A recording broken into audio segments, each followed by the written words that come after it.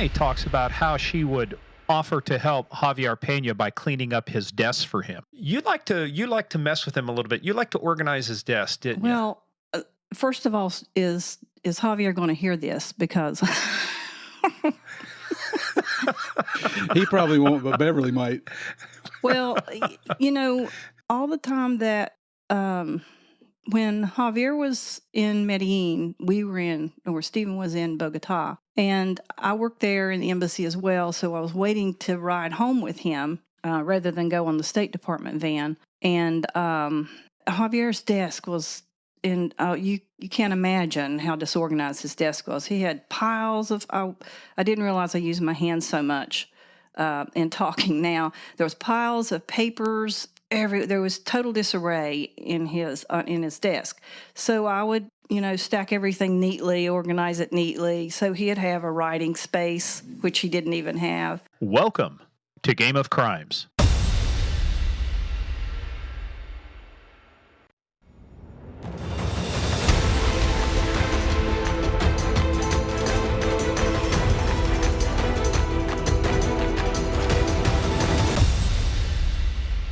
Now, do your kids know that you almost gave them back because their pictures did not look good?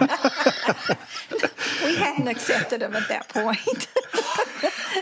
It's not. Oh, Monica, Mandy, this is going to crush them if they listen to this episode. They know all this. But, no secrets. Some people in the United States think that we got to actually go to an orphanage and pick one out. That was not the case at all. Not at all. But then going to get Mandy was another ordeal because we had to go. My understanding is you don't like helicopters. No, we had to go to Medellin to get her. So they don't do baby delivery there.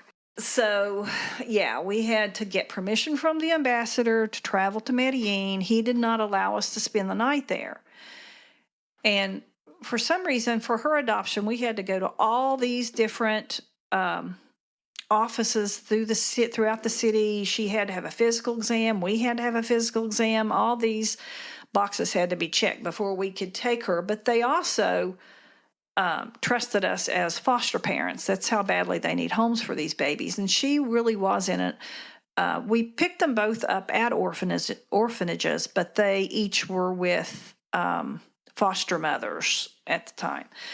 So we flew to Medellin early that morning, and he says somewhere along the line that, okay, they're going to pick us up. The Colombian National Police are going to pick us up, and they're going to see, to our security. And so when we got there, he's like, okay, the Colombian officer met us there, and he's like, your helicopter is out here. And I'm like, helicopter? And he's like, yeah, they've got a helicopter to take us. And I'm like, I'm not riding no freaking helicopter. Well, so he's like, well, what am I going to tell him? I said, that's your problem. I'm not getting on a helicopter. It's to get a baby, for Christ's sake. So, and it wasn't just helicopter. It was a Huey gunship. Yes. It was the gunship, guns hanging out of it and stuff. So was it just because of that? Is it not because you didn't want to ride? Were you scared of helicopters, or you just didn't want to have your baby coming back in an armed helicopter? Yeah, that was exactly. Yeah, no, I wasn't going. See, Murph, now if you'd been thinking ahead, Murph, this is why she's not your daughter like Monica is, because you wanted to go guns a-blazing in there, probably do a 21 gun salute. Oh, we got a baby. Shoot some shit up. Mandy's the adventuresome one. She would have loved it. So anyway, yeah. So he had to politely explain to them that we really didn't require all the resources that day. We merely needed, transportation. And so he's like, oh, okay. And so no more than how many caravandas through? 3 carloads. 3. So now we have, open air Jeeps before and behind us with guns hanging out. And it's like, oh, well, let's just go and see how that looks for an orphanage. But let's just telegraph it like somebody important is in the procession here. And it was a rainy, horrible rainy day, and here we are in this open air Jeep. So, and you've I'm sure never been to the airport in Medellin, but it's way out of the city and mountainous, and it's a curvy, touch your butt kind of road to go to the orphanage, and that's where we got little Mandy. Well, so now you've got kid number 2 in tow. Mm-hmm. And the other thing too, like I said, you basically were running out the clock, right? Yeah. Because you were leaving in June. Yeah. So if you don't get Mandy, it's like you probably wouldn't have a chance to adopt, Exactly. right? Exactly. So we got her at the last minute. I think we were in country 2 more weeks after that, So or something. does Mandy feel comfortable knowing is that she was your last choice? It's either you, kid, or we're getting out of.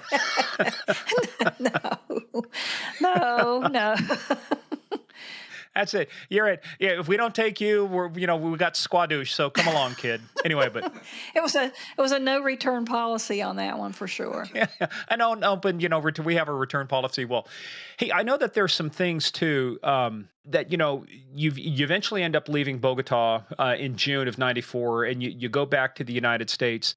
I know that you lived in some different areas, but what I want to do is kind of bring it forward because we want to, in our time that we have remaining here, we want to talk about Narcos and get to that. But overall, though, you guys lived in a lot of different places. You lived in Atlanta, you lived in Greensboro, you moved back to the D.C. area, and now you're back down in Florida. Out of all of the places that you guys ended up moving to, what were some of the favorite things you liked? For example, about you're supposed to go to Charleston, but Steve screwed up. He apparently pissed somebody off, got sent to Greensboro instead. Mm-hmm. So, what'd you think of Greensboro? Well, I had to look on the map to see where Greensboro was.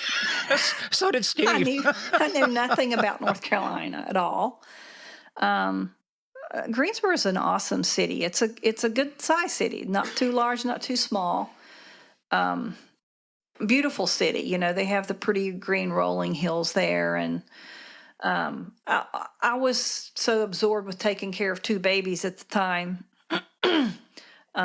Most of our neighbors were from somewhere else. We lived on a court, and we met some great neighbors that helped tremendously with 2 babies. They had children that loved babies, and I was like, oh, please come over and play with them. And we still keep in touch with that family. But you also lived in Atlanta. What'd you think of Atlanta after being in Greensboro? I liked Atlanta a lot. Again, we moved into a new subdivision, so everyone was new. That was a plus compared to in Greensboro. People had a lot of their family. More people in Greensboro were not open. As people from other places, transient people. And in Atlanta, when we moved into that neighborhood, everyone was new to the neighborhood. So that was great, to get off on that. And most people had young children, so our girls made good friends there. And we still have friends there that we stay in touch with as well. Unbeknownst to me, Steve actually looks like he had some kind of potential inside DEA because they kind of kept promoting him, mm-hmm. which I know probably came as a shock to you too, right? They're promoting this guy, Yeah, the same guy that was a jerk and arrogant the first time I met him. But I told you they needed a token hillbilly, and that was it. They asked Murph, he'll do it. Yeah, well, but you guys ended up moving. So I moved out to Ashburn in January of 2000, and you guys moved out, as we find out now. You ended up moving back to Ashburn twice, right? Mm-hmm. One house mm-hmm. just down a few. We didn't even know this. We were actually neighbors at this time, mm-hmm. where I'm still same place, mm-hmm. right? So, but what was it like moving back to Washington? Because then you ended up moving back to Atlanta again, and then final move back to Washington before Steve retired. So what was it like moving around all those times? Oh, well, it's like a military family. Every 3 years I was ready to move again. I just was in that mindset, even today. You were ready to move, or you were prepared to move? Because there's a difference. Like, I'm tired of it, I want to leave, or you're just like, I know in 3 years we're going to have to pack up and move again. Oh, I wanted to move again because that was just seemed like our life. It's like, well, it's time to go. Let's find out where we can go next. And we never lived around family, so we didn't have anyone holding us back. So yeah, you could pick up and move. So, but when Steve moved out here to Ashburn, Virginia, the first time, He ended up working for Derek Maltz. Did you ever get the honor of sitting across from Derek Maltz during dinner? Oh, Derek is, he is a crazy man. When he worked with Derek, sometimes Derek would leave him voicemails and he would play those and we would just sit there and laugh. I mean, Derek, he's a special guy, of course. He and Stephen have a special relationship, but he is one crazy man.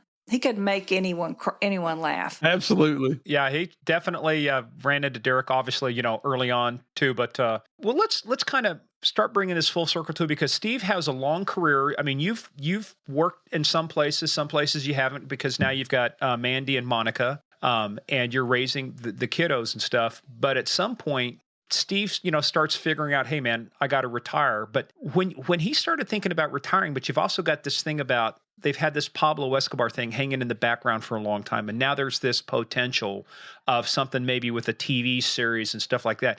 Did that really register with you at that point? Somebody wants to do a TV series about us being down in Colombia and having a cat and, adopting 2 kids. And, oh, by the way, there's that Pablo thing that you totally glossed over when we were talking about the kids. But I can understand why, proud parent. So what was it like, though, when the career is starting to, come to an end and you're thinking about what's life after this?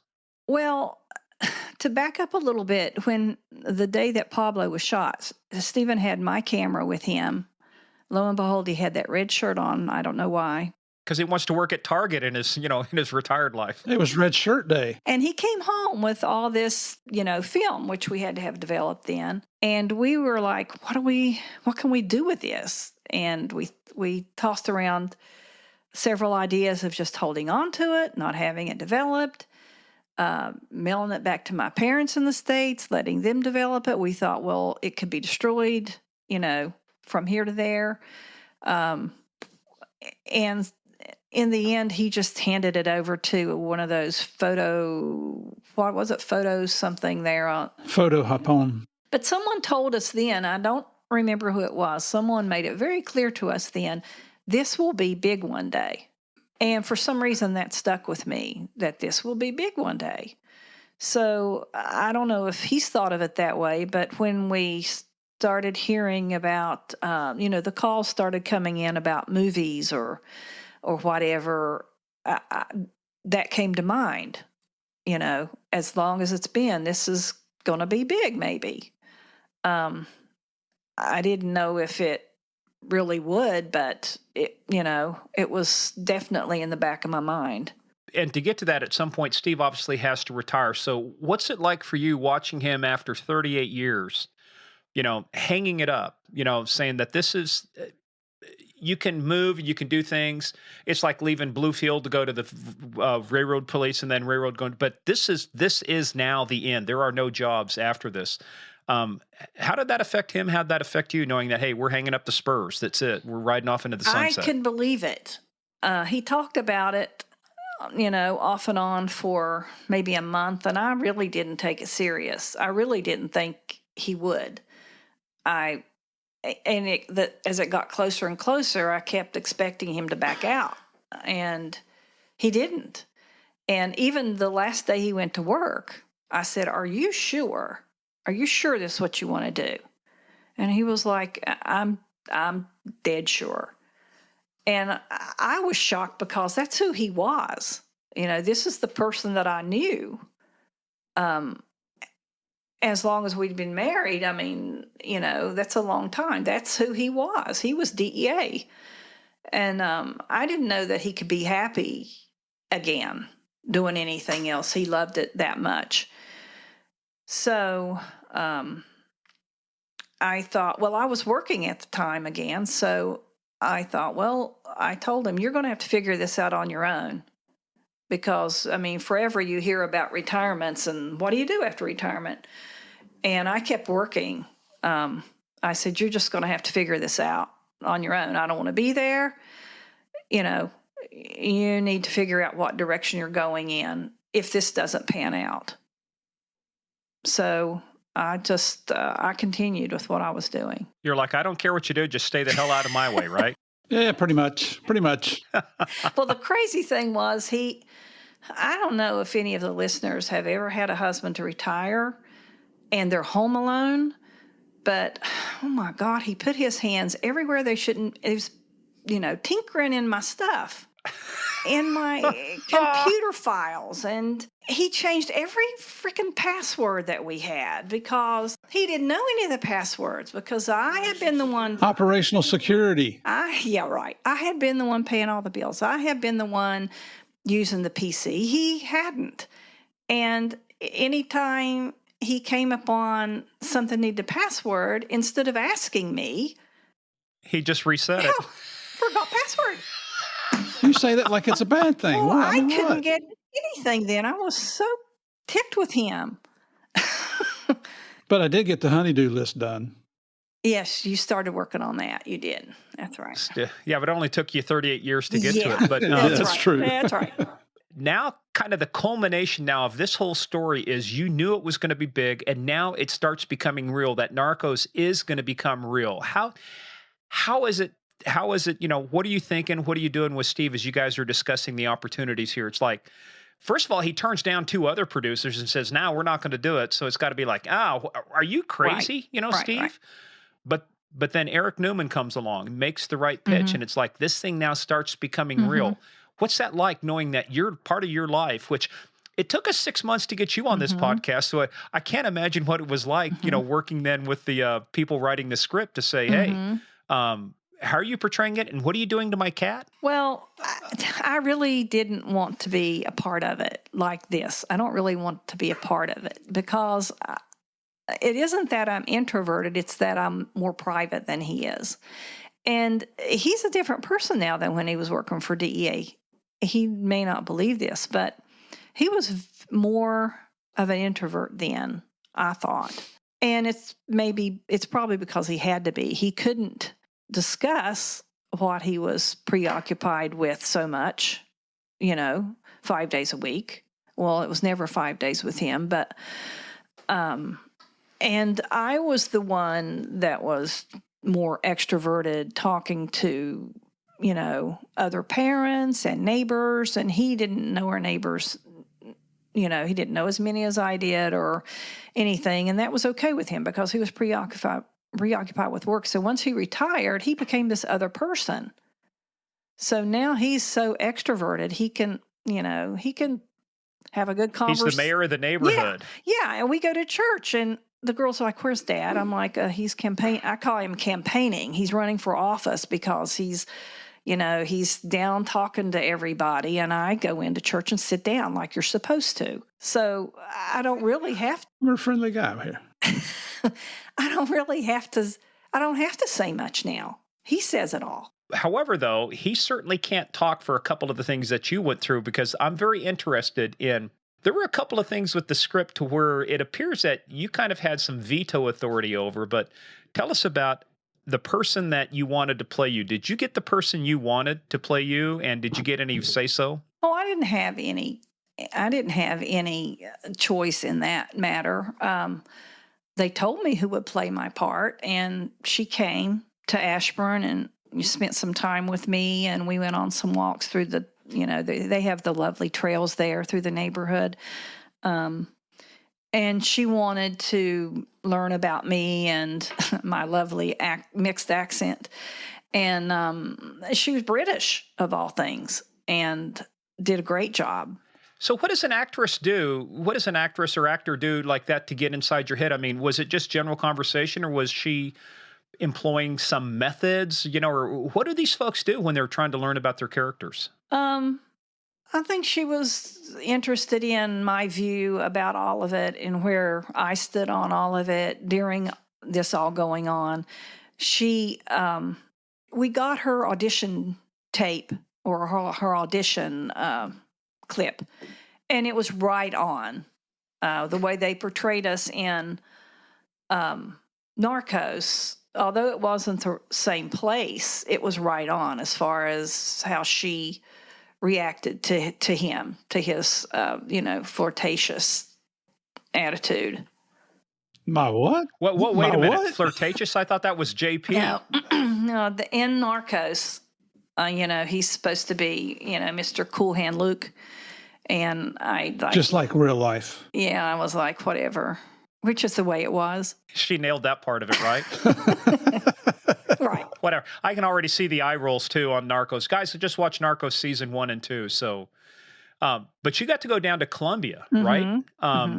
You got to go back. What's it like going back now, not on government business, but on, and unbeknownst to you, you knew Pablo was going to be big, but did you have a feeling how big it was going to be on Netflix when you were a part of this? No, not at all. Not at all. When we went down there, it was, I was really interested in how the whole thing was produced. So we got to see that firsthand. It was very cool, very interesting. And met the actors, the other actors, got to see their dressing rooms, and our names on there. It was very cool. And then our girls, got a part in the last episode of Narcos, or the first 5 minutes of the last episode.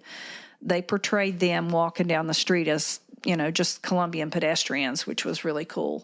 Steve, you never said that. I forgot. Wait a minute. Your kids are in Narcos and you forgot? What kind of a father are you? Well, the thing was, after they had that part, they'd come up to you and go, "Hey, Dad, I'm in the Narcos show. Are you?" Little smart Alex. Children.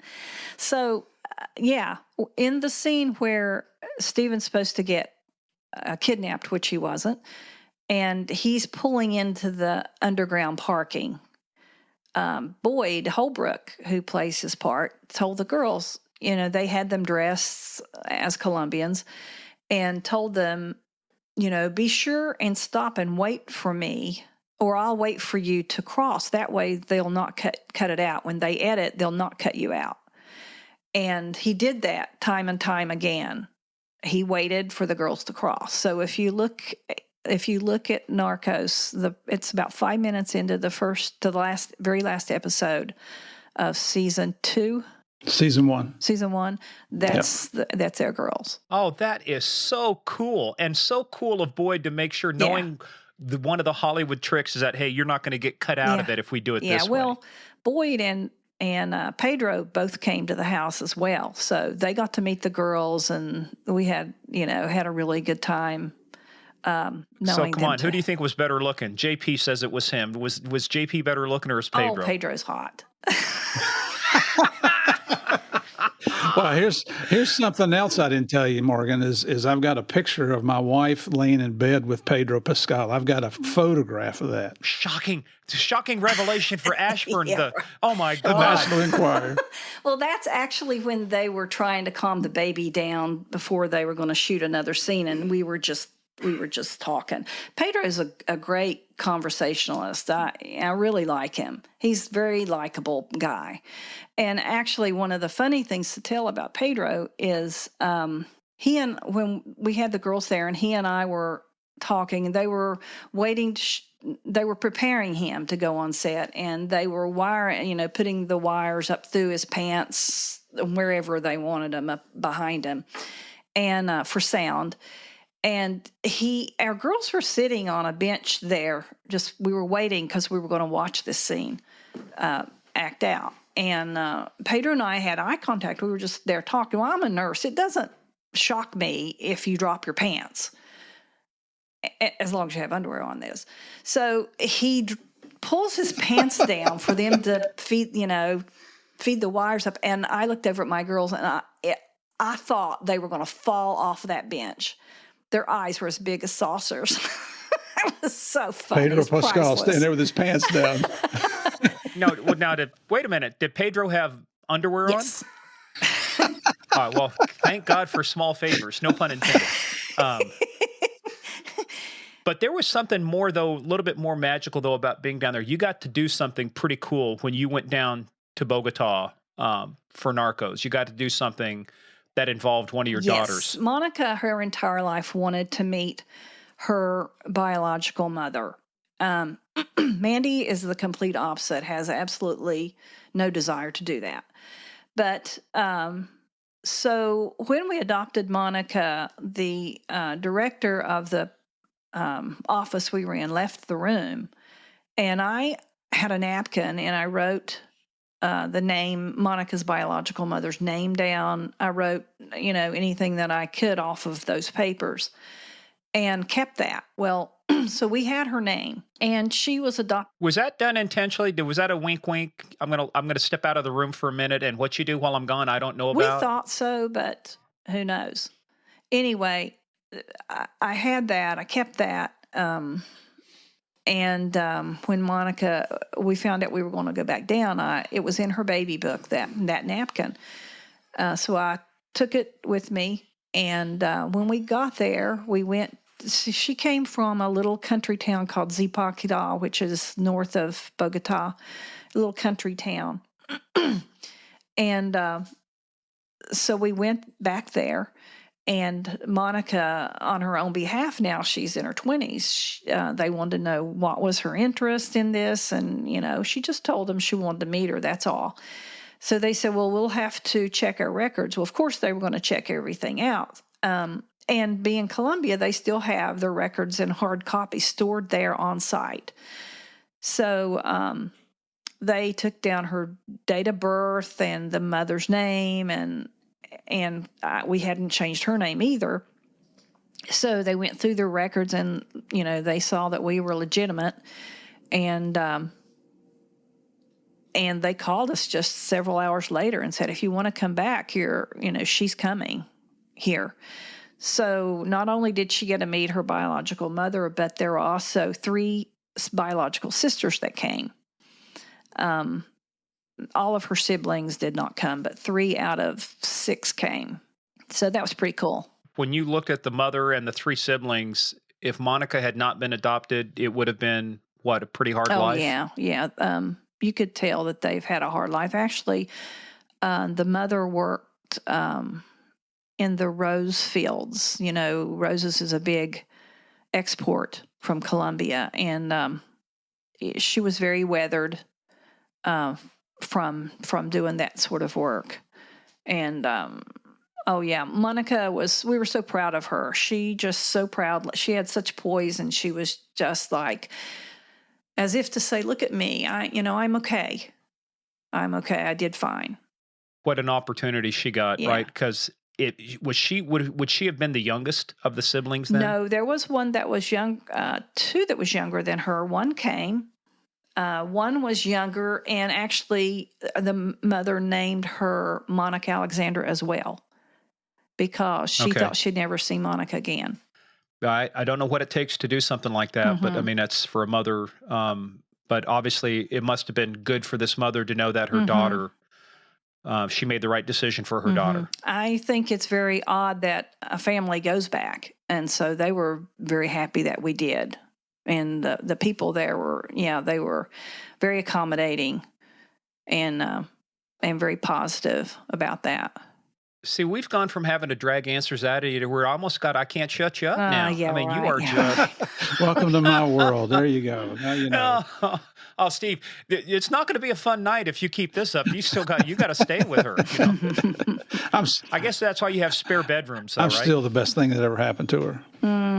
Yeah, that's what I tell my wife every night. You're one lucky lady. And of course, she rolls her eyes just like Connie does.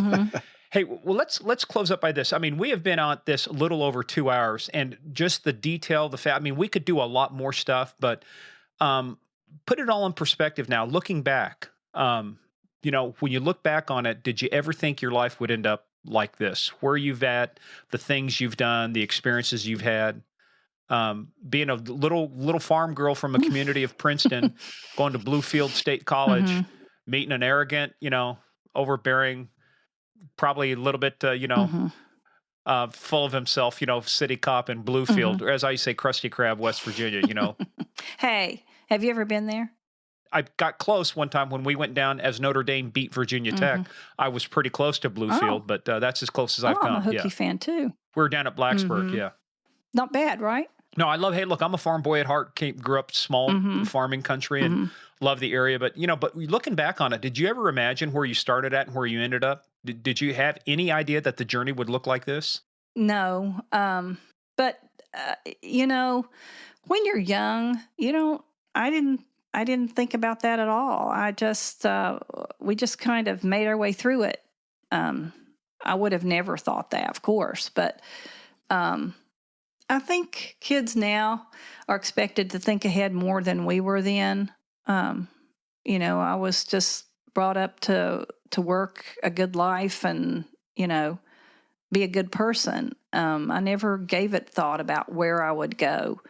I just could have went with it, tried to make the best choices. Hey, well, you've got a lot of experience, in this area. What kind of advice? This is a challenging time for anybody getting into law enforcement, whether it's federal, state, local. What advice do you have? And this is not just confined to women, but men or women. If you're going to be the spouse of somebody going into law enforcement, what are a couple of the key lessons you've learned that you would pass on to anybody who's looking at doing this? Well, I think you have to be a good listener. Not only to listen, but to have empathy. Empathy is something I found out that everyone doesn't have. To you have to also counsel along the way. For him, I always said that when he came home, we had to ground him again. You ain't that big and important, Murph. Just remember who you report remind into. You where you're from. Oh, yeah. Which is, I don't like it when people say negative things about West Virginia. That's where we're from, West Virginia. There's good people in West Virginia. Just to remind him who he is. And we're both Christians, so a lot of prayer along the way. Prayer works, and when there's nothing else, that's what you rely on. It's one of those things where, I come walking in and say we've been out to Hollywood to meet people or whatever, and she'll come in and she's like, "Hey, movie star, take the trash out, and wash my car away out there. What are you doing?" That's right. Just bring you back down a couple notches there, Mister. I want to be a star. That's Steve it. Murphy. That's it. That's right. And just remember, Boyd Holbrook is the actor. He's and bring me something to drink while you're at it. Yeah, that's right. And would you get Pedro Pascal to lay down in the bed next to me again? I'm feeling I got to relax here a little bit. I've got the photographic evidence of that event. That we have to put on the web. All right. So, hey, let me tell you something. For all the time and effort it took to get you on, Connie, I got to tell you, I learned so much too. Steve talks about you a lot, obviously, says good things. Trust me, I record everything. So, and so does the NSA. We have it all. But no, it is just so many things I've seen with other spouses, but you were one of those folks that went through one of the most unique times in history and one of the most unique cases in history that has persisted. And to live through that, to be a part of that, you're a part of history, whether you wanted to be or not. And now you're memorialized. And I'm going to have to go back now and watch season 1, episode 10, the first 5 minutes to see your kiddos in there, because that is just awesome. Well, Morgan, I don't see myself as any different than any other law enforcement wife, whether it's a DEA wife, FBI wife, state trooper wife, or whatever. And there's never enough credit given to those families. And it's not that they expect it, but they're there, and they deserve it. But they're owed it. Right. They're owed it. Yeah, it's just, is it tough to go out and work a shift? You bet. It's just as tough wondering if your spouse is going to make it home that night. And too many of those things have happened. Well, hey, look, I can't tell you how fun this has been. This is going to be a great episode to kick off our new year with. And Murph, you finally delivered on something. Out of all the things you have failed me on, you finally got Connie. You've moved on me too, you traitorous bastard. Just because of her. I hope you, yeah. But you guys enjoy Florida. Enjoy this. This will be an epic, awesome episode. And with everybody stays tuned, Murph and I are going to have the unique position of doing the debrief on his own wife. There you go. Thank you. Thanks, kiddo.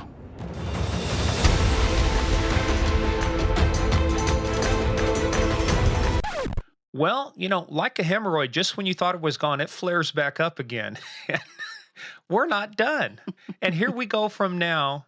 Somebody who it was harder to get on this podcast than it was for Murph and JP to find Pablo. Now, for the record, by her own request, she is coming back. We're actually going to add to this episode. We're not going to try and cut this in and, do this fancy work. She came back. She said, "No, look, there's some other things I want to talk about." So we're going to talk about those things. Why? Because happy wife, happy life. And if I don't do this for Murph, it's going to be a tough time down there in Orlando. You're not kidding. You're not kidding. So, and I stood right up to her when she said she wanted to do this, and I said, "Yes, dear." Right. That's right. You stood right up. Yeah. Right. I just can't imagine that people want to hear this stuff, but there were things that we didn't have time to cover. So I wanted to include everything. Well, and I'm glad you're coming back. Let's do that. So this is going to be a special. This is an additional. Remember, we did an embed episode when we talked with Jeff Nice, and so we got Aaron, Steve's buddy Aaron, to come on, and we did a special embed episode. So on this one, this is actually going to be an additional episode rather than an embed, and we're just going to add on to it. This is our addendum, as they might say, our postscript to the original episode. So Connie, there were some things, and we were kind of deferring to, because, initially you didn't want to come on, and we understood that. So I didn't know how much you wanted to cover, but now it's obvious. I mean, there's some things we probably could have gone deeper on, and we've got a good outline here. Murph got with you, and we covered those things. So let's kind of talk about that. Let's talk about one of the big things, though, too. Somebody that's been a big part of your life, almost not quite as long as you have with the big Murph man over there, but it's JP. Javier Pena. I mean, he has been kind of a constant in your life, all the way from Bogota and Colombia, all the way up through now, and through Narcos, and through the speaking tour that everybody does. So my understanding from talking with Steve and our vast intelligence sources, you like to mess with him a little bit. You like to organize his desk, didn't you? Well, first of all, is Javier going to hear this? Because He probably won't, but Beverly might. right.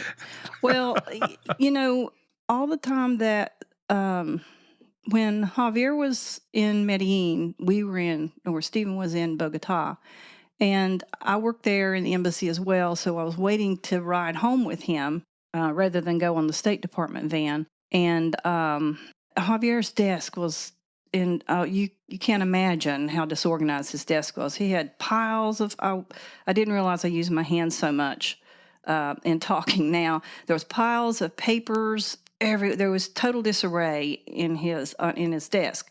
So I would stack everything neatly, organize it neatly. So he'd have a writing space, which he didn't even have.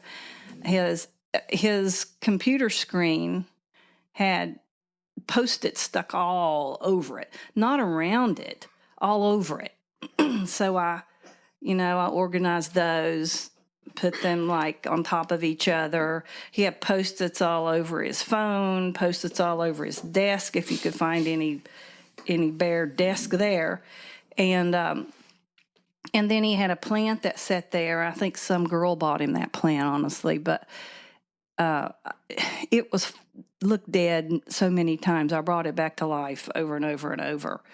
And when he would come back then, I wasn't as much in their actual office as I was up and down the hallway or whatever, but he was like, messing with my desk. Leave my desk alone.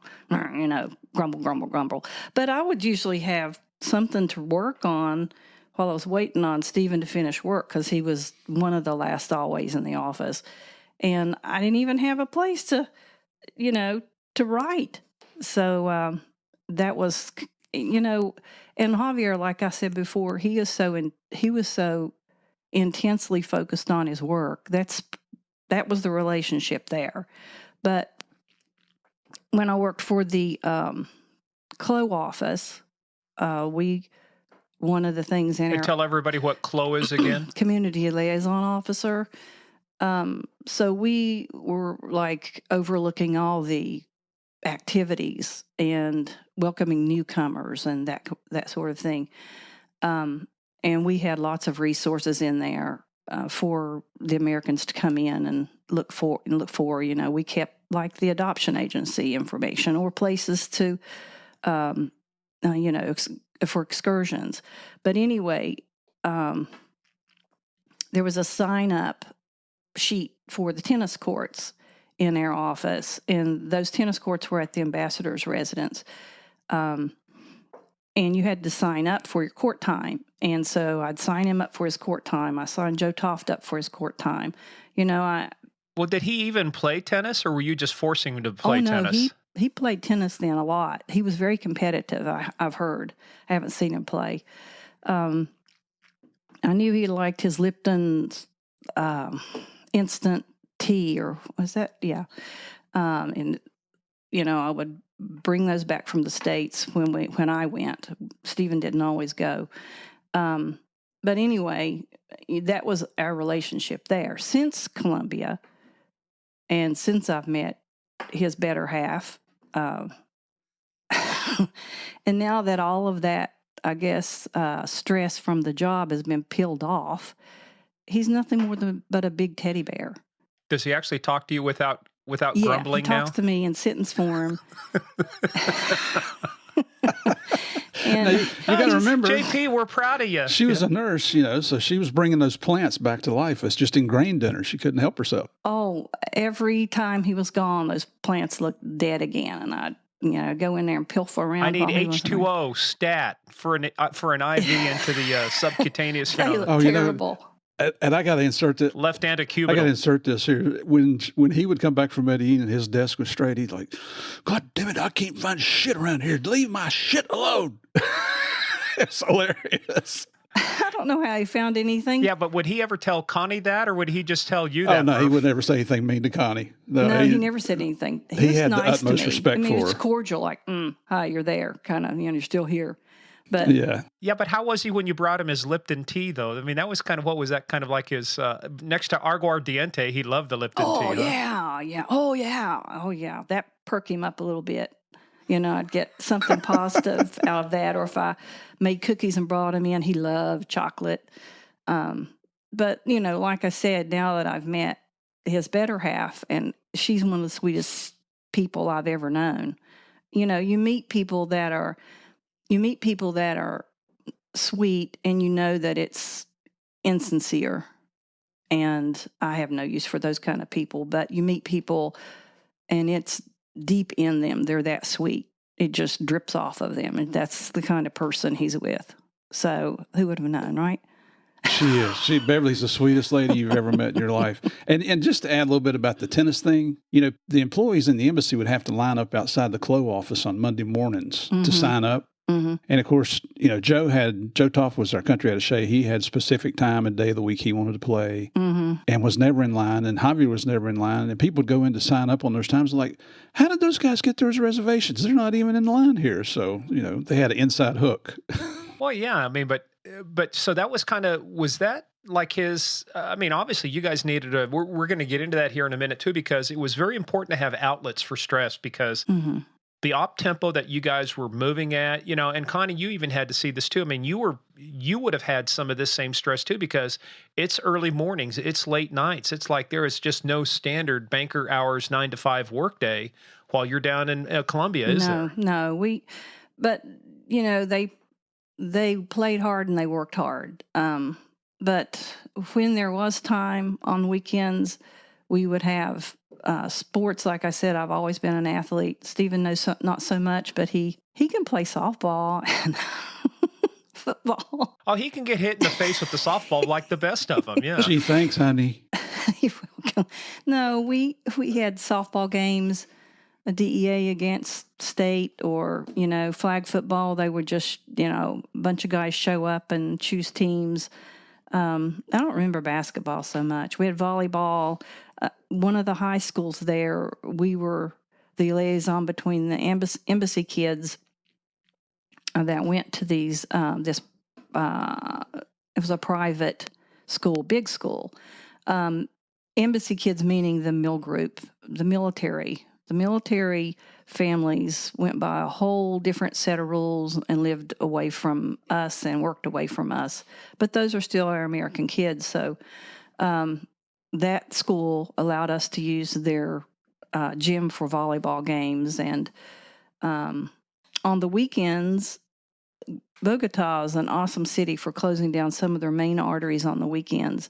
And it's like family day. So all families are out with their dogs, kids on tricycles, bicycles. We even bought bikes there, and we would ride for miles on the inner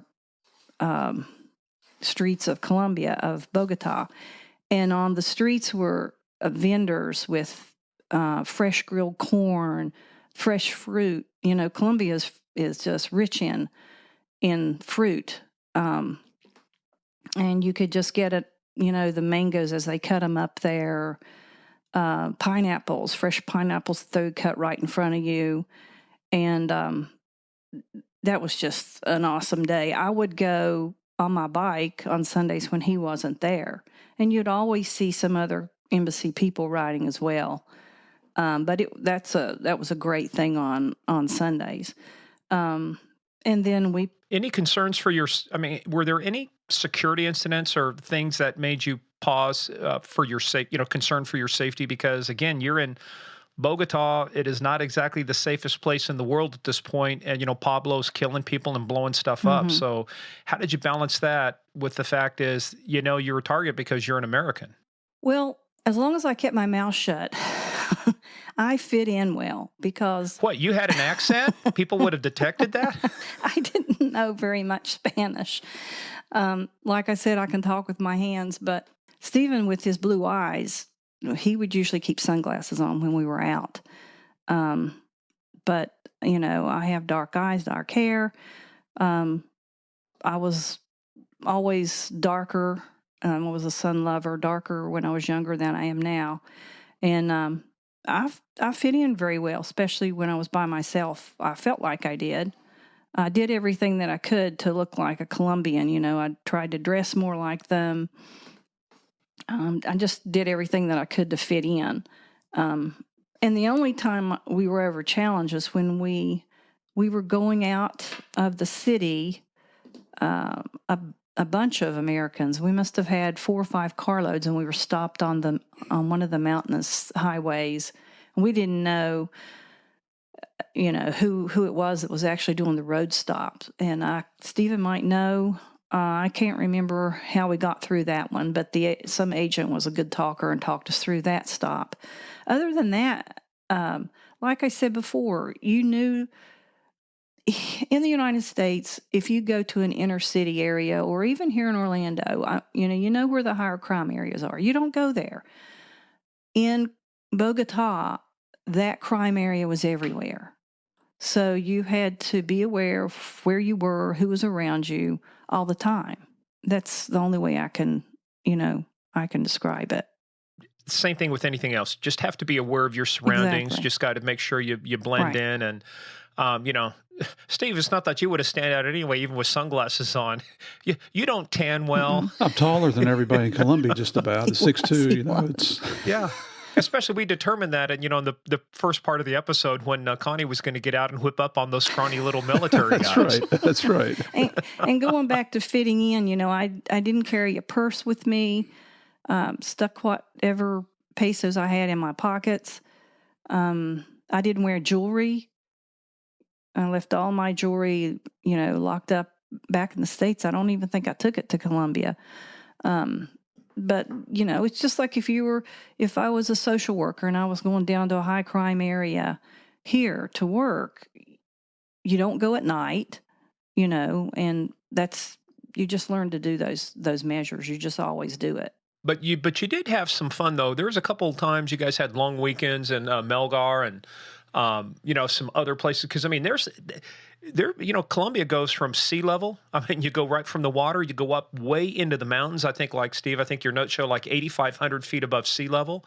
So you guys got the full range of stuff. What was it like seeing that country? And being out there on those weekends and just experiencing, because Colombia is a beautiful country. Going to Melgar was beautiful. With just going to a tropical place, and you come down out of the mountains to that. And we would go with some other couples and rent a house there. They had a hook with someone that, you'd have to do that to know you're dealing with someone that's not corrupt or setting you up. But they had a nice pool, and it would just be a great weekend for all of us. And just so you know, Morgan, those little igloo coolers, if you put cans of beer and ice in them, they will float in a swimming pool. Yeah, there might have been several floating around. This pool had a slide, and I mean, it just had everything. It was a great time. So, we did that. We went on some train excursions through the country. We did those kind of things in groups rather than just the two of us. Yeah, was that because that was a requirement from the embassy, or was that just you guys using your own common sense? Probably from the embassy, they would say don't go at all, but that was us using our common sense, that we would go in groups. Yeah, because you mentioned something funny too. Well, not funny, but it was interesting. When I grew up, my dad was military. We lived in Iran, so we were there during the days of the Shah, and the military did have different rules than the other folks. What was your experience, though? When you saw the military families and the military groups, was there any kind of like a friction or a rivalry because they do things differently, or did you guys get along fine? Did you guys interact much, with the other components, of the United States? Well, we got along fine with the military families. We didn't see the military families much at all. We knew their names. We had more friction with the agencies in the embassy. The bennies that we had, they didn't have. Because they were very restricted by their RSO there. And they would probably send them back if they didn't go by, their rules. But, we were a different agency, and DEA stood up for us very well. Right. And for the ones wondering what RSO is, that's Regional Security Officer. So they're in charge of the RSO. You come in there, they're in charge of setting your weekend safety briefs. Here's your rules you're going to follow. What kind of, did you guys get chewed out by the RSOs sometimes because you guys went out and did stuff that you weren't supposed to? Or did you just not, because Murph and, JP didn't care, you guys just kind of brushed it off? I mean, any run-ins with the RSO and the security folks? Oh, yeah, but not us personally. They would usually go to, Jerry Reinhardt or Joe Toft, and I think they patronized him more than anything, whatever. Yeah, sure, you're right, we're wrong. But it didn't change anything. It didn't trickle down to us, except they would tell us to be a little more discreet about it. So are you saying that more, basically DEA compared to the other ones, you guys were more of a cowboy there, Murph? Were you guys more of a cowboy organization? No, we just, it's like I said before, we viewed those as suggestions, and we used common sense, and we did what the hell we wanted to do. One of the rules was you weren't supposed to have more than 3 Americans in a restaurant. And on Friday nights, if we were in town, we'd all go to Mr. Ribs. We might have 25, 30 people in there. And eventually, we even had some of the RSOs guys joining us in there. So it was suggestions. And I would say most of you in that place were probably armed, right? Oh, yeah. But the big concern was that a terrorist or Sicario or whoever might come by and just throw some grenades in the door and then keep going and kill whoever's in there. So it was for the right reasons. We do know one of the episodes, there was a shooting one time, right, with JP. Was it at Mr. Ribs? Was that one where there were some shots fired and he had to drag a couple CIA guys to safety? No, that was up in Medellin. That was up in Medellin. Medellin? Yeah, that was the friendly fire incident. That was bad. Getting back to the military, the mill group, we called them, there was one wife, I think he was mill group, wasn't he? Pat, that I ran around with on my days off, or maybe even before I started working full time. There was a military wife in one of the other buildings in our complex, and I don't even remember how I met her, but she and I hit it off, and it was refreshing to go out with her. She had, I guess through recommendation, her own cab driver that she could call when she wanted to go somewhere. She trusted him. And when she wanted to go out for the day shopping or whatever, she'd just call him and he would just take her from one place to the other. And they didn't go by any of the embassy rules at all. She attended one of the churches there. I went with her sometimes, and it was great getting away from the same people, which is one of the reasons that he and I would go on trips together sometimes, just to get away from you're with those same people a lot on the weekends at work, and sometimes you just need to get away, the two of you, or just have a weekend at home without going to all the activities that the DEA crowd was very being active. constantly on the go. Yeah. So let's talk about Leticia. You guys you had a long weekend down there. That's I have not been there, but apparently that is a very beautiful area on the Amazon where Colombia, Brazil, Peru all come together. Uh, so talk about that area down there because again, it's one of those things you get to see things that you'll never see back here in the United States, and it's kind of a once in a lifetime thing. So let's talk about Leticia for a little thing because apparently you guys there was the jungle and the rainforest involved, and makes it sound like a Disney Oh, movie. that was a once of a lifetime trip. We this the two of us went, which I'm sure we weren't supposed to do that, but we went down to Leticia. That's where the Amazon River flows through, where Colombia, Brazil, Peru all meet there in that little area. And we stayed in a hotel, which Steven says is the nicest hotel there. I have no clue, but there was no air conditioning. There was no hot water. I think it was open above the door, like the first place we stayed when we got to Colombia. We went out on the Amazon River in canoes with some of the locals that had their little, I guess you'd call tours, but it was no more than a canoe. And the crazy thing to me is that we swam in the Amazon River with the dolphins. There's piranha in the Amazon River. I knew that. We even learned that. I'm like, why is our butt doing in the water? And then there was those little, well, I won't talk about that. Those little, Go ahead, talk about it.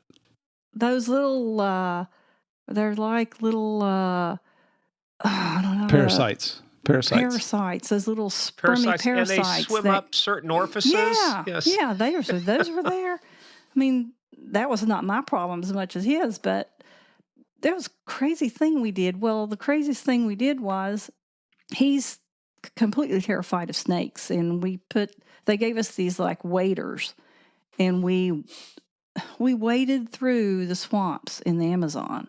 Now that's crazy. We came upon a primitive tribe that was roasting an alligator, so we tried some of their alligator. We saw. So can you answer the real question? Does alligator taste like chicken? Yeah, it does. It's a little more chewy. It's a little more chewy. Speaking of that too, you may be roasting another alligator if Big Al gets any closer to the property, right?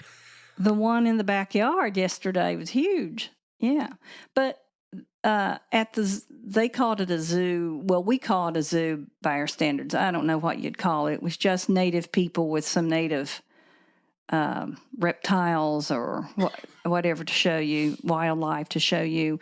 And these men, well, there was a picture there on their a little restaurant we ate at. It wasn't a restaurant like here. I can't describe how simple these places are, but anyway,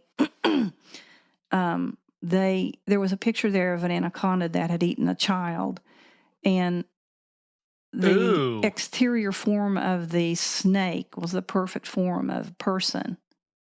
And at this little so-called zoo, they had several anaconda there, and they were as big around as my body. And it took 4 or 5 men to pick it up about 4 feet from each other to hold this snake up. It was just, I've never seen anything like it. Well, they've got those movies you'll see National Geographic where an anaconda and an alligator will wrestle, or they'll take. Those are just once they get a hold of you, yeah, you're done. We ask them, well, why are you holding this snake? Can eat you, and they're like, well, we know he's not hungry today. That makes you feel better. Let me tell you. Okay. That's where you go with people, and the one you don't like, you say, hey, why don't you go check the anaconda first, see if he's hungry? Well, Connie kept trying to get me in the picture. I don't know what she was sending me a message there or what. Well, but I do have to ask you though, because back in our time, there were these TV shows. There were ones, and one of them's called Gilligan's Island. You're stranded on an island on a 3-hour tour. Mm-hmm. You guys got stranded overnight on the Amazon River. You did your own version of Gilligan's Island. Right, we did. It was my idea to go on this trip on the Amazon River at night because they they called it an alligator hunt, only because they would shine a spotlight, and alligators' eyes will shine red in the water at night. So we get in this. It was no more than a canoe to me either, but there must have been 12 tourists on there. We were the only Americans on there. I remember there was a Canadian couple on there. But anyway, they took us out in the middle of the river. It's in the middle of the night on this little canoe. I think he had a single motor, right? Yeah, I had a single motor on there. And they do that. And oh my God, we were surrounded by alligators. I can't tell you how many alligators were out there. And they would reach in the water and pull out a small one so you could see it, touch it. Stephen held it, that doesn't make you weird. Yeah, it's weird. But anyway, so then the fog came in. Well, our driver didn't know which way back, how to get back to where we came from. Now, you have to remember, cargo ships come down the Amazon River. It's a huge river. It's so big, we couldn't see from one side to the other. That's how big it was. It was like we were in the ocean. And so we're like, okay, well, they handed out these ponchos for us to put on. And Stephen and I decided, it had a hood on it. We decided that we would keep watch in case somebody's going to knock us in the head and throw us overboard and, rob us or whatever. Not that we could do anything. That was stupid, wasn't it? But anyway, we did that. He would take a snooze and I'd keep a watch and vice versa. So, yeah, we spent the night out there. One guy had to go to the bathroom, and the only thing that he decided, why did he jump out of the boat to do that? Because most men were just, peeing right off the side of the boat. He was trying to be modest, but he was also drunk. Oh, with the ponchos, you could feel the mosquitoes hitting that poncho. They were so big, just, pow. I mean, you could feel them, you could hear them. That's how big they were. I had on jeans and socks and sneakers. He had on jeans and Sperry's, so he didn't have any socks on. And the next morning, his ankles had just been eaten up by mosquitoes. But so finally, the fog. Well, the one guy jumped over, and why did he jump over? Did you say? He went to go pee. He was being modest. Oh, that wasn't well. Anyway, he could have got one of those little things. But anyway, he jumped in and he sunk up to like his waist in sand. And so the other guys had to pull him back into the boat. But then the fog eventually lifted and we saw where we were. He knew the way back then. So, but nobody knew where we were. That was probably one thing we shouldn't have done, but oh well, we did it. We enjoyed it. It's a nice story now. Hey, life's an adventure. Life's an adventure. Well, for frame of reference, I did a quick search, and the name of that parasite is called the candiru. Sometimes known as the penis fish, is a small Amazonian catfish. It's reported to lodge itself in the urethra of people who may be urinating in the water. Exactly. Yep. So I did not pee in the Amazon River. I'll guarantee you that. Well, yes, you did. You just didn't. You weren't in the Amazon River when you peed, but you did pee into the Amazon River. Let's establish that. Yes. But I want to add that in Leticia, these locals would bring in their fish catch for the day, and it was something like 4 or 5 o'clock in the evening, I guess, that they would throw all these fish up on the shore. And I mean, you've got 100 fish flopping around, and the other people would come down to buy their fish that that was their dinner. And I've never seen anything like that.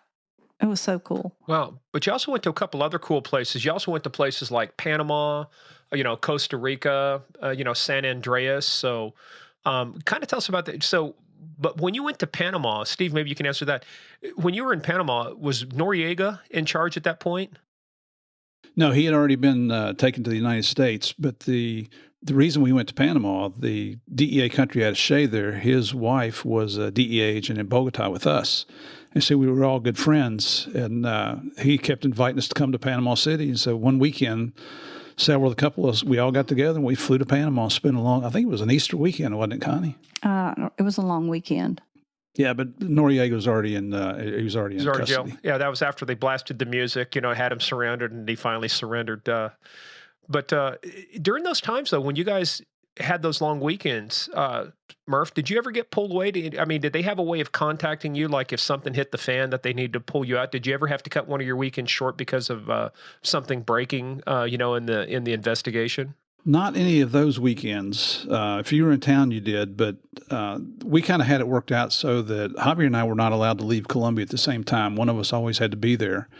And so I would just let JP know where I was going because he wouldn't go on these trips with us. And so he'd cover whatever came up. And then, when he would go, which was rare, he'd go anywhere. I don't think he went back to the United States for like 2 or 3 years. Not even at Christmas time. In fact, he would work all through Christmas so that Connie and I could travel back to the States with our families. So never got called off on one of those. But like down in Leticia, they couldn't contact us anyway. No cell phones, no nothing back then. You really were. It was Gilligan's Island on the Amazon, man. I'm not even sure they had phones in that little whole town of Leticia. Yeah.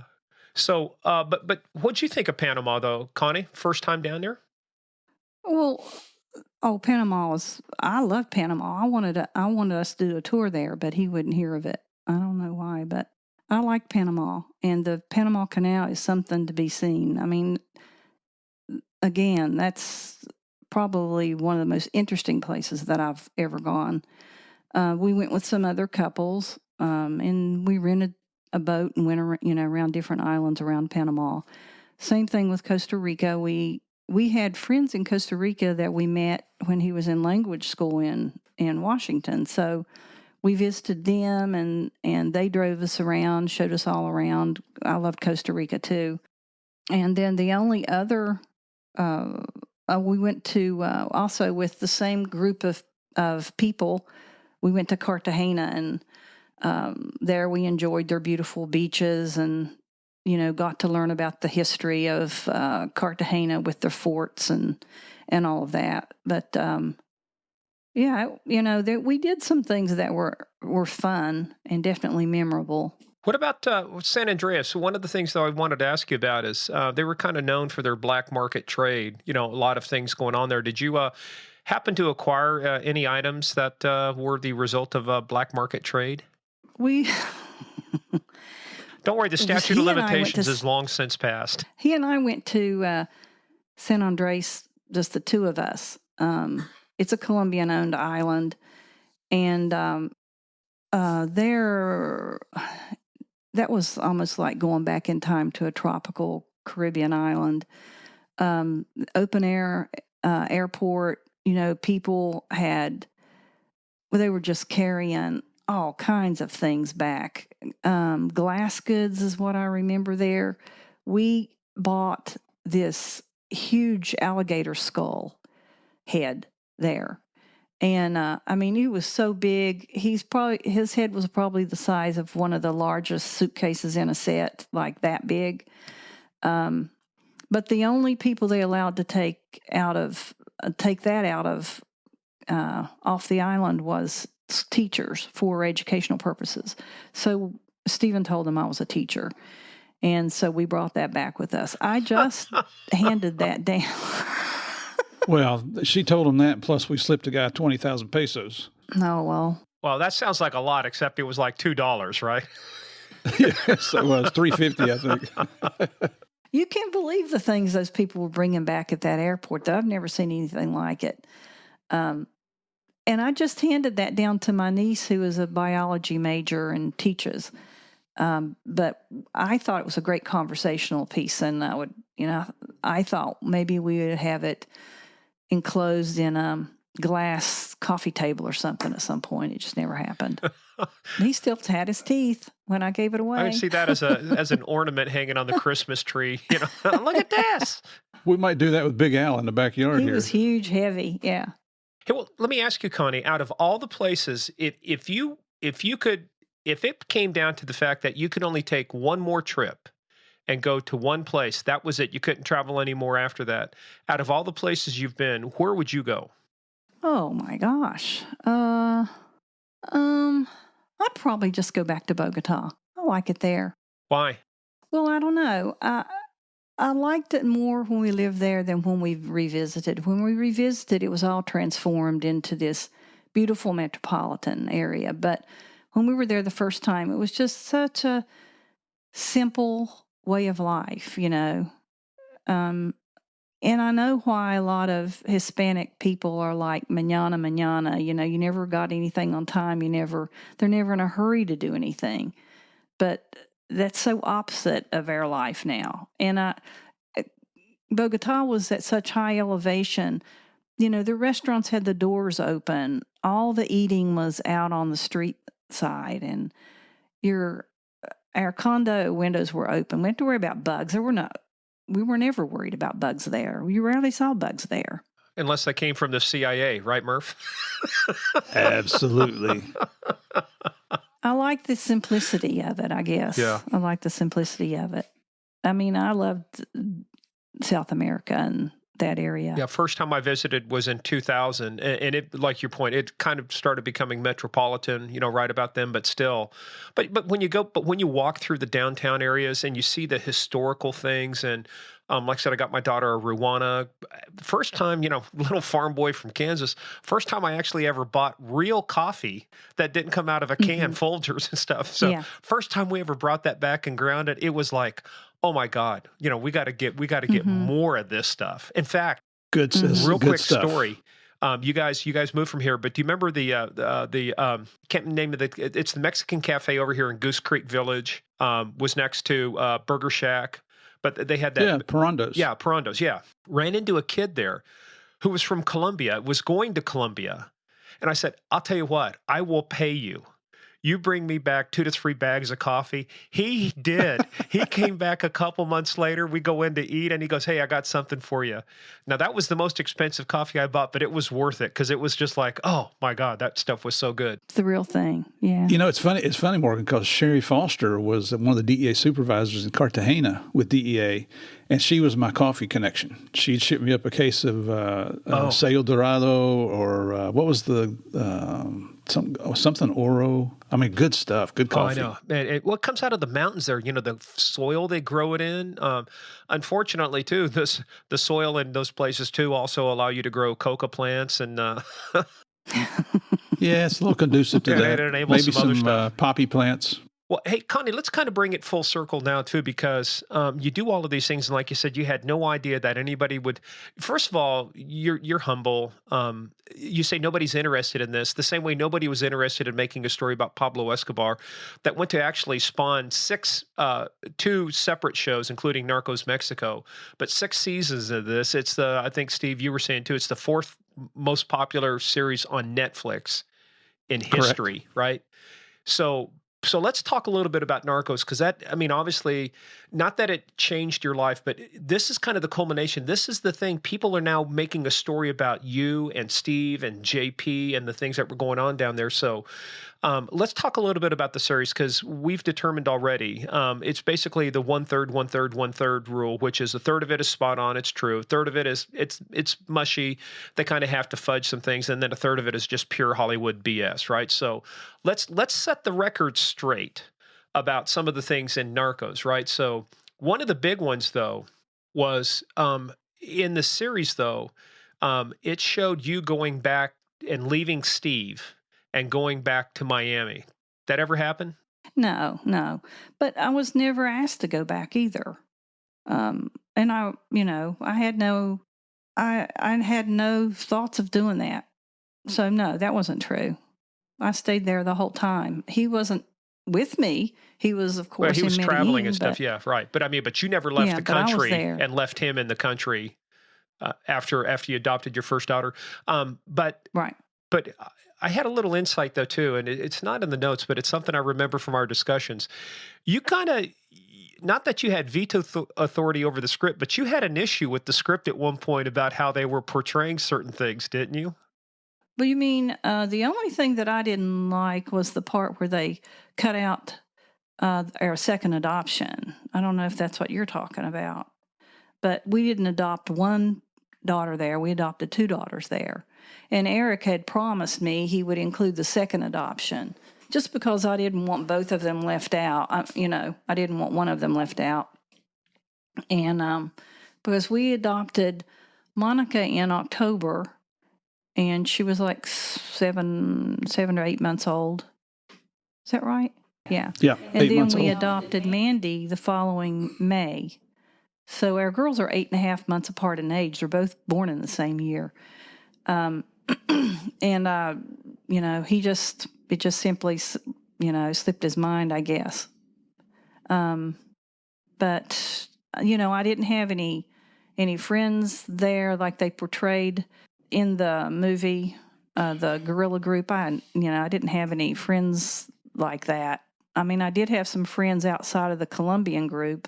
The embassy group, but none that were part of any kind of a guerrilla group. Right. Well, just for historical reference too, M19 was part of the group, right? That Steve that took over, that invaded the Capitol, took judges hostage. I mean, there were a lot of people killed in that raid, right? When they went to dislodge the M19 folks. Yeah, it was. They took over the Palace of Justice there, and I forget, was it 23 people were killed, I think? I forget how many were wounded.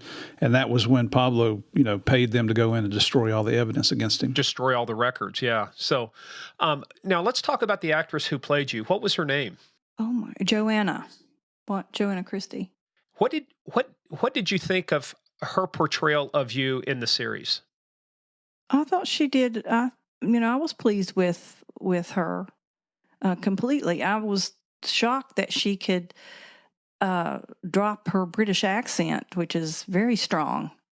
But I was pleased with her portrayal of me. She had to follow the script, of course. What'd you think of Boyd playing Steve? Other than the fact is Boyd smoked and Steve didn't smoke, right?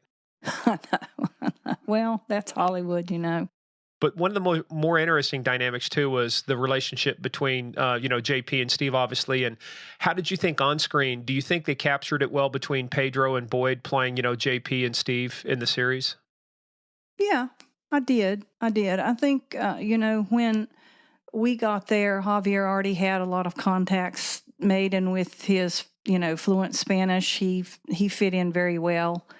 Whereas Stephen didn't. But I think, over time he learned that, Stephen had a lot to add to the investigation and included him more so than maybe even was portrayed on the show.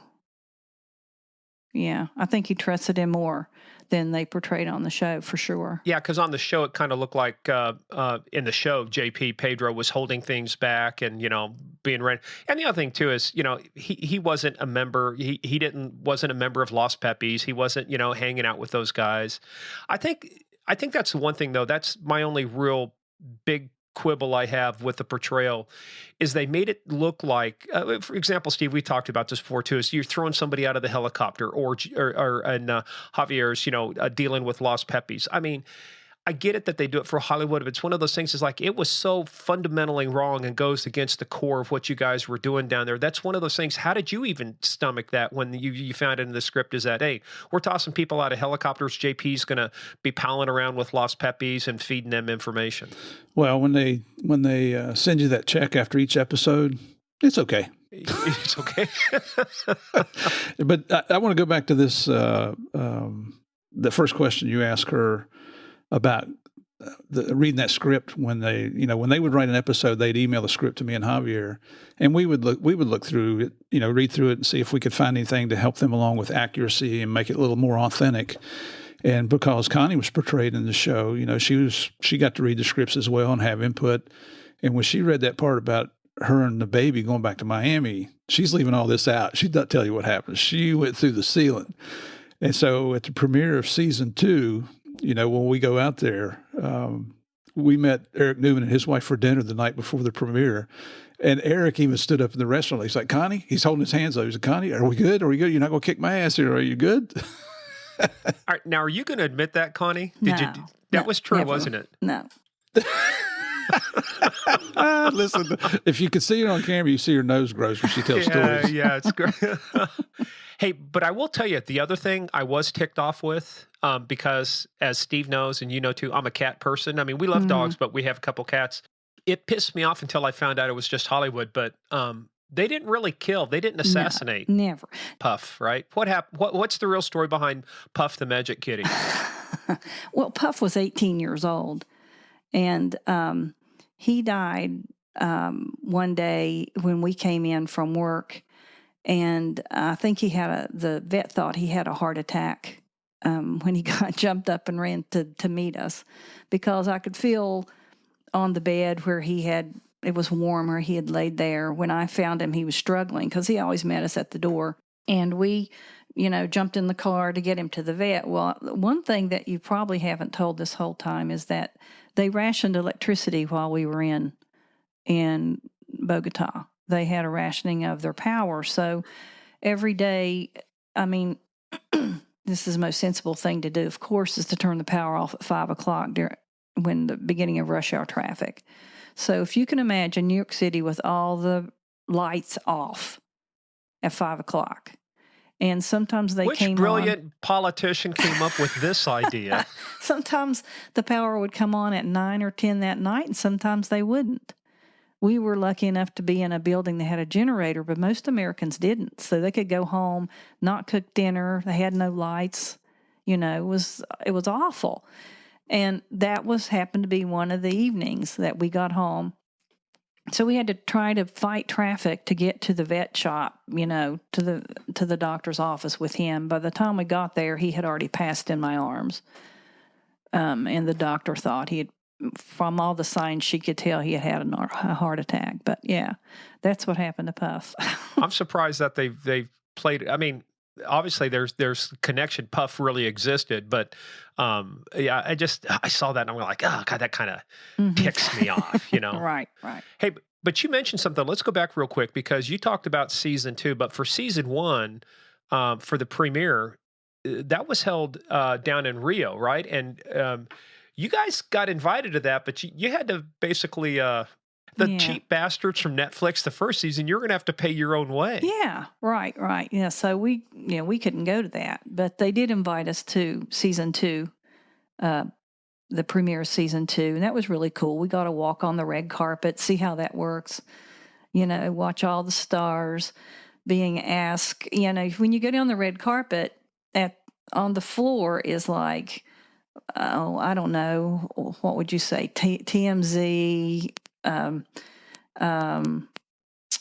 are the Hollywood Reporter, all those that you see on television now? All of those stations or movie or TV stations are all right. So you know who they are, and they're all shouting out questions at the same time, asking. Mostly Stephen and Javier. They asked me a few things, and then, everybody's wanting autographs. They signed, I don't know how many autographs. I got some good pictures of all that. But it was really cool. When we got out of the cars, it's just the way you see it on TV. Fans were lined up, behind barriers and, shouting, "Hey, Steve, hey, Steve." They even had sneakers they wanted him to sign. It was so crazy. It's pretty crazy. What's the craziest thing you signed, Murph? I'm sure JP got asked to sign some underwear or bras or something, but probably did. At that event, the sneaker was the craziest thing. But they came out with these big posters and these professional-looking photographs. And you know what? We learned from our chauffeur driver when we were leaving that night after the party and everything. I mean, they were still there. They even met us at the airport when we were flying out, still wanting autographs the next day. Yeah, and that's what our chauffeur told us. He said, "You guys think you're real," and he was an off-duty cop, and he knew who we were. And he's like, "You guys are getting pretty famous. You think so, right?" And I said, "Well, I've never had to sign things like this." And he said, "Just so you know, they take and sell that shit on eBay and Amazon. That's the only reason they want your autographs." And that's a lesson I learned from a couple of the, you read stories or learn from some of the big ones. So a lot of times when these big stars like Derek Jeter or other guys, to prevent people from reselling it, they would personalize it. The minute you personalized it and stuff, you couldn't resell. Yeah, I mean, it dropped the value of it. So a lot of these people who were just creating autograph factories, oh, I got an autographed pair of sneakers. So Where do you think your sneakers ended up at, Murph? On the feet of a Colombian drug dealer? Brother, I got no idea. I mean, it was funny too because they would give you these big collages of a lot of the the real people from Narcos, and you go to sign. They go, no, sign right next here. They would tell you where to sign on there because they wanted it right next to your photograph. It was pretty crazy. But I do want to add this one thing, and this wasn't during this time, but the craziest autograph that I've seen us be requested is, I won't even call her a lady, a female at one private event wanted Javier to sign her butt cheek. And that was in front of the whole crowd. That didn't happen. It did. Oh, no, he did not. Okay. No, absolutely not. Beverly there? No, I forget where, I think we were in Maryland. Oh. But, that trip to Hollywood, Netflix took care of us on that trip. It was a cool trip, and we did a lot of sightseeing. That's one of the trips, like I said, since Colombia, I've gotten to know Javier more on a different level, and he's a really good guy. We got to spend time with him and Beverly there, did a lot of sightseeing. And then when they were in Europe, she and I have gone and spent time together too. So, and that was good. So how many of the trips when the boys go out speaking do you get to accompany them on? Well, I could go on all of them if I was, one of those people that wanted to tag along all the time. But I, as prefer to have my own life and I just do my own thing. I kind of pick and choose the neat places I think I want to go. We went to Scotland, Ireland, England, Barbados. Yeah. I was working. I just retired a little more than a year ago. So I had to, try to work around that. But, now I just pick and choose where I want to go kind of thing. Little girl from Princeton, West Virginia, goes to Bluefield State College, meets this hunk of a man who was arrogant and a jerk, to begin with. And then, this is one of those trite questions, but it's it's kind of like there is no way to imagine that you're doing that and, going from Myrtle Beach, back here. Mm-hmm. There's no way to know that you're going to go from walking down a little street, in Bluefield, West Virginia, to walking the red carpet in Hollywood. How weird is it for you to sit back when you watch that series and see this lady portraying you in the series? Oh, I don't really look at it that way. I look at it as, she did a good job. I look at it more just as a movie. I see more truth in it than maybe Steven even sees in it. I think it's more than 30% true. Not exactly, but there's a lot of truth portrayed there that he might call fictional. I don't know. It's just been just a crazy life. I figure everybody has their own story, and who's to say somebody else's story isn't as good as mine, But not too many people get their story made into a Netflix series. I've tried a couple times and I just don't get anywhere. Funny, there was this one funny meme. It's a guy wrote and says, "Hey, I sent my script into Netflix. They wrote back, this is the most compelling script we've seen, except it's the exact script to Die Hard," which of course we did a review on. He called it Mr. Shooty Shoot or something like that, But I keep trying. But hey, kind of final thoughts though too. A lot of people. Colombia went through some tough times. Longest running civil war in history. A lot of people killed. It's kind of gotten the rep. Actually, I would tell you, going to Bogota is probably today, or Cali is probably safer than going to Chicago, or places like that, right? Or Mexico. Mexico. Yeah. So give everybody kind of your, you did have one incident though. You did have one incident where a lot of gold jewelry down there, a lot of good stuff, but you did get somebody snatched it off your neck, right? Well, in Colombia, like they're known for their emeralds and their high quality gold. We had some private jewelers that would come and bring their jewels to the embassy or even to our home. My mom, my aunt, and uncle came to visit. One of them came to the house and just laid out, open cases of jewelry for them to buy emeralds, and you can choose quality and the price you want to pay, much lower, of course, than here. And I bought this beautiful gold chain. It was a heavy chain, and the only time I would wear that chain was usually at work. And I would usually put it on after I got there, or either put it under my clothes until I got there. And me and a couple other ladies were walking to lunch one day down, during work down the street.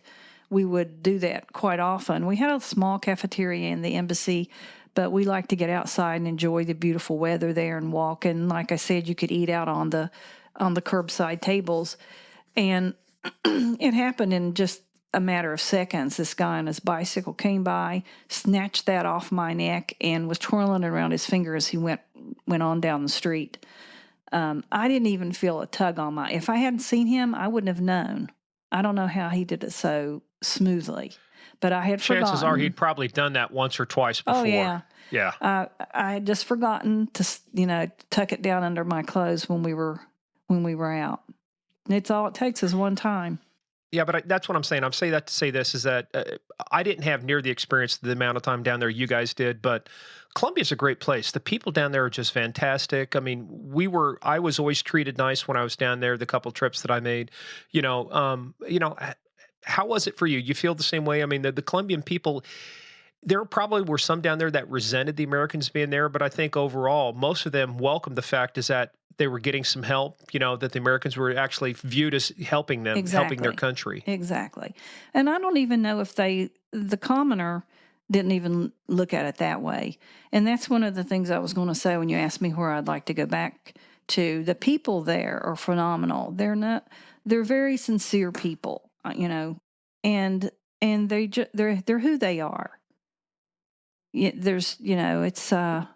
I don't know how to explain it. They're just they're simple, but they're good people. And you don't know always who to trust. But when it comes to the common Colombian, just like our friend there, and she was our maid and our nanny with the girls for a short time there before we left. But she's been to the States several times. You just don't ask for any better people. And I could go out and I felt very comfortable. Of course I had to watch for the danger factor, but in dealing with people that worked in the shops or, I could make exchanges on my own with very minimal Spanish. You just can't say enough good things about Colombia or the Colombian people. Well, they've really upped their tourism game, too, because I've seen commercials now, come back down to Bogota, come down to Colombia, and the pictures, I mean, they really are. The mountains, from the beaches to the mountains. Very few countries do you go from, your seaside, see the water up to, 8, 9, 10,000 feet, up in the mountains. So. And their resources are just unending, not only the jewels, but they have the fruit, the coffee, the flowers. It goes on and on and on. I mean, it's a wonderful country. It's a shame they just get rid of the cocaine production. Yeah. Yeah. The corruption. And I think the people were easy. The people were very vulnerable because of, most of the Colombians are just good, honest people. But I think they were used because they were good. They were vulnerable. We've gone from getting you 6 months to coming onto the podcast where it only took 24 hours to get you to come back for a second episode. So actually, this is going to be an add-on episode. This is going to be great because we went into a lot of detail. What's kind of your final thoughts? As you think about this, how has this ride been? How has this journey been from coming from West Virginia, small, like you say, not even a town, but a community, moving all over the world, being to all these different places, and now you're back in Florida. How's the ride been? Interesting, but when you're on, it's like when you're on the ride, you don't think a lot of it. You just live it. You make the best of it. And, and that's probably what I would say to any other, police officer's spouse, especially police officers that are as dedicated as Stephen has been. You have to find your own way. Nursing I can't say enough about that as a career because I could get a job anywhere. You can work in so many different areas that it's like, it's exciting all over again. So that worked for me, but there was, we made the best of it. And I mean, just sitting here talking about the things we did and the places we went, I would have never been able to do that. But it's you just make the best of it. Really, you do. I mean, there's hard times, there's good times, and they're extreme on both ends. But I don't think that officers, spouses, or families have ever been given enough credit for what they go through. The wives have to be very independent because the guys are not there if they're dedicated. I mean, I saw agents that weren't dedicated. There's a difference. But usually those aren't the ones that make a difference either. Yeah, so final thought here, too. And Murph, I'll let you weigh in a second, but can you confirm or deny Steve says he's the best thing that's ever happened to you? I think it's the other way around. What? I mean, there's no point in arguing this, But you know what? I will admit she is the best thing that's ever happened to me. Oh, that's sweet. Well, you have to say that because when this podcast is over, you're only 10 feet from each other. Let me tell you, I'm afraid of this woman. She knows with our insurance policies, I'm worth more dead than I am alive. Yeah. Just be careful when you're crossing the street there and watch out for guys on bikes. That's right. All right. Well, look, this has been great, and I'm glad you came back and added to it. And I trust me, when this goes out, when I edit it properly to make you sound really good and Steve sound like the schmoob he is, There you go. People are going to go, what did you see in this guy? I can't believe you hanging out with this guy. Well, if I could add one more thing, the times that we're going through now, people need to realize there's good cops, there's bad cops. There's many more good ones than there are bad ones. For the most part, they're good guys. So, hey, you can't go wrong. And girls, good guys and girls. A lot more women in law enforcement now than there were, when Steve started, when I started. Mm-hmm. So, and I will tell you the one, you made a quick point, I'll finish off with this too, but we always talk about supporting the military families, but let me tell you, but I think one thing that goes underappreciated are the police first responder families, because they're on all the time. I mean, it's you don't have the choice of going in for somewhere for 13 months and then you rotate back. You're there doing the work, day after day. So, and nursing is the same. I see it as so similar. Yep. Because, on Christmas and New Year's and all the big holidays, there's people out there working. The nurses are working, the cops are working, and there's bad nurses and good nurses. I hate to hear people go off on the bad nurses. There's many more good nurses than there are bad nurses too. So, I think those careers line up pretty well together in that way. So are there good alligators and bad alligators? Where does Al fit in? I don't think so. We'll never know. All right. Hey, Murph, I'm going to leave you with the final thought here, too, because you finally wore her down through your persistence. You utilized the same tactics to hunt Pablo as you did on your wife to get her to succumb. So overall, what do you think? You know what? It's and not saying this just because she sit behind me with within arm's reach of a pistol, or firearm, I should say. But I could have done anything that I've accomplished in my career, in my life, without having a strong partner by your side. You've got Trish in your life. Javier's got Beverly with him. It takes a very strong person to put up with our bullshit and our crap, with being gone all the time, with being responsible for raising your children, all the different things that go along with that. And, I found somebody that I say all the time, life's an adventure. That's why I do a lot of the things that I do now. And I found somebody who was willing to go on that adventure with me. I said at the beginning, she owned her own motorcycle when I met her. How can you not love a woman that owns her own motorcycle, right? And then she's never hesitated. When we went to Colombia, I was not going to go if she wasn't going to go. It's not one of those things. We've always, she went to language school with me. She's always gone with me. Even when I did a 3-month TDY in Freeport, Bahamas, after Kevin had been shot, she would come over every weekend or every other weekend, because we're married and it's a partnership and that's the way it's supposed to be in our eyes. So it's I'll be honest with you, I didn't think we'd ever get her on the show. My two daughters kind of weighed in, and we might have ganged up on her a little bit to get her on here. But like you said, once she started talking, we couldn't get her to be quiet. Oh man, I wish I would have had informants like you and just get them singing. And you said the same thing, Morgan, that she's very humble.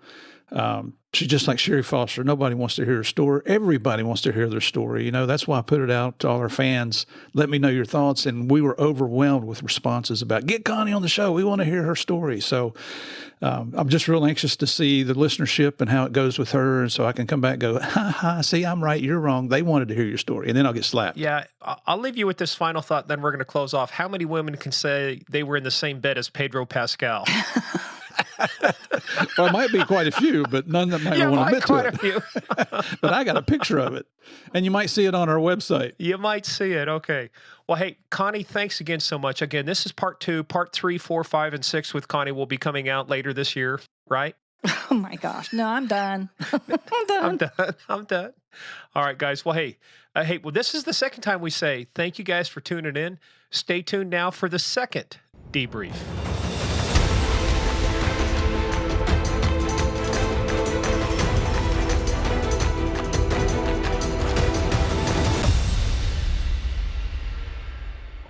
First of all, like I said, we tried so hard to get her onto the show, and then it's like we couldn't keep her off of the show. She's asked to come back and do episode part 3, part 4, part 5, and part 6 sometime this year. Yeah, I don't think we'll be getting her back on the show. But just, again, just so proud that she came on the show. And I'm really happy about this being the first show of 2022. You know, our listeners took so much care of us and made us into a successful podcast just by tuning in and listening to us. And to all four of you, verified listeners, thank you very much. And to have, you know, Connie come on and finally tell her story. I mean, Javier and I've been trying, this is our 6th, 7th, we're going into our 7th year now of our worldwide speaking tour. You know, COVID killed us for 2 years here. But Connie has never told her story. So I'm just tickled to death that she did it and came through. And if I ever do buy her a new car, I'll let you guys know what it is. That's right. And other thing too, real quick thing. Apparently I dipped into the eggnog a little bit too early. The year was January 3rd, 1922. I forgot, Murph was wrong, but I forgot to tell him what year he was wrong about. So what year was it? January 3rd, 1922. And he now starts off the new year 0 for 1. We're going to see if he can improve his odds this year. But hey, anyway, guys, if you enjoyed this, as well as all of our other episodes, head on over to both Apple Now and Spotify. Hit those 5 stars. Tell us what you think about it. Leave us some feedback. Guys, we really are working on this next year. We're going to make a lot of changes and improvements. We really want to make this a great place for you guys to come and listen to the kind of stories you're not going to hear anywhere else. Head on over to gameofcrimespodcast.com. You're going to have to go there because that's the place where you're going to see Pedro Pascal in bed with Murph's wife. So that's right. That's right. That's going to be the headline. That's going to be the headline. And, you know, we'll be constantly updating it as we add merch, as we do other things. But you got to also follow us on social media at Game of Crimes on Twitter, at Game of Crimes Podcast on Facebook and the Instagram. But head on over to paypal.com/Game of Crimes. We're going to have some fun stuff coming up. I think we're going to, as we finish out, Steve, the one thing we'll need to think about too is we've always been adding an extra bonus episode in each time. I mean, above and beyond what we promised, because we did the whole Narcos series, 12 episodes of you and Javier talking about the real DEA Narcos on Real DEA Narcos. So we've got some things coming up. We're going to put some new content out there, which I think you guys are just going to love. But head on over to, patreon.com/Game of Crimes. And let me tell you, it's going to be, you will not be disappointed. We will over deliver each and every time, right? Absolutely. Absolutely. And what you said, we've got some new surprises coming this year. We're working on them now, so we can't tell you about them, but I think you're going to be pleasantly surprised with some of the things we come up with down the road here. And we should make a decision now. Do we want to review Die Hard 2 for next year's Christmas movie, or we're going to have to find another Christmas movie, or do we just review Die Hard again because it is the greatest Christmas movie ever made? Well, we need to put it out for the players and let them decide what they want to hear. Is it going to be Die Hard 2, Die Hard 2, or Die Hard 2? Yeah, or it could be, we'll need to see. I mean, I need to go back and rewatch some of those. But again, thank you guys for that. That was, again, having Rick Massa on there from LAPD SWAT. That was fantastic. Steve, I think we're going to change our part of our outro to say, Steve, before we go, remember, maintain your reconnoiter. Maybe someday we'll figure out what that means. We'll figure out that what to be. But in the meantime, we know what this means. We want to thank you guys once again for playing the biggest, baddest, most dangerous game of all, the game of crimes.